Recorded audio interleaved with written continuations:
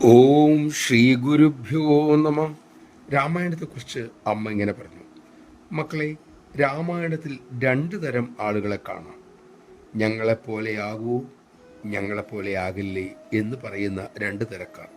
രാമൻ, ലക്ഷ്മണൻ, സീത, ഭരതൻ, ശത്രുഘ്നൻ, ഹനുമാൻ, വിശ്വാമിത്രൻ, വസിഷ്ഠൻ, ജടായു, വിഭീഷണൻ എന്നിവരൊക്കെ ഞങ്ങളെപ്പോലെയാകൂ, അതായത് ധാർമ്മിക ജീവിതം നയിക്കൂ എന്ന് പഠിപ്പിക്കുന്നു.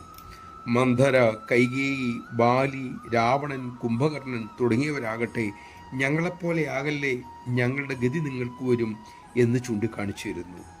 ഓരോരുത്തർക്കും വേണ്ട മാതൃകൾ രാമായണത്തിലുണ്ട് മക്കളെ. ഇത് കുട്ടികൾക്ക് പറഞ്ഞു കൊടുക്കണം. ഇന്നത് ആരും ചെയ്യുന്നില്ല.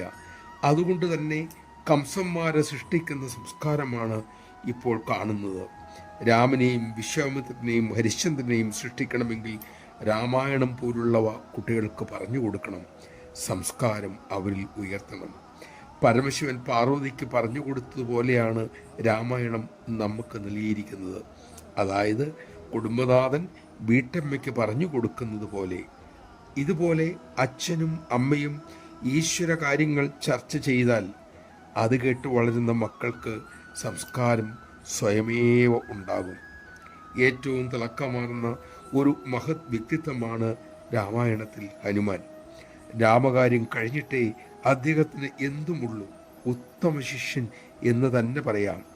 രാമനോട് ഒരിക്കൽ ഏറ്റുമുട്ടേണ്ടി വന്നപ്പോൾ രാമനെയും രാമമന്ത്രത്തെയും തന്നെ അദ്ദേഹം ആശ്രയിച്ചു.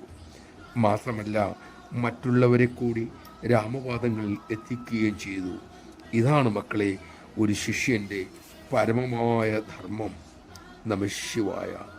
ധർമ്മമൂർത്തിയായ രാമൻ ഈ കാലത്ത് നമുക്കൊപ്പം ധർമ്മസ്വരൂപിണിയായ അമ്മയായി വന്നിരിക്കുന്നു. അമ്മയുടെ ഉപദേശങ്ങൾ ആചരിച്ച് മാതൃകയായി ശാന്തി സ്വന്തമാക്കി അമ്മയുടെ പാദത്തിലേക്ക് ശാന്തി നേടുന്നവരെ കൊണ്ടുപോകാൻ നമുക്കും. അങ്ങനെ ജീവിതം ധന്യമാക്കാം. അതിനുള്ള കഴിവിനും പ്രാപ്തിക്കുമായി അമ്മയോട് തന്നെ നമുക്ക് പ്രാർത്ഥിക്കാം.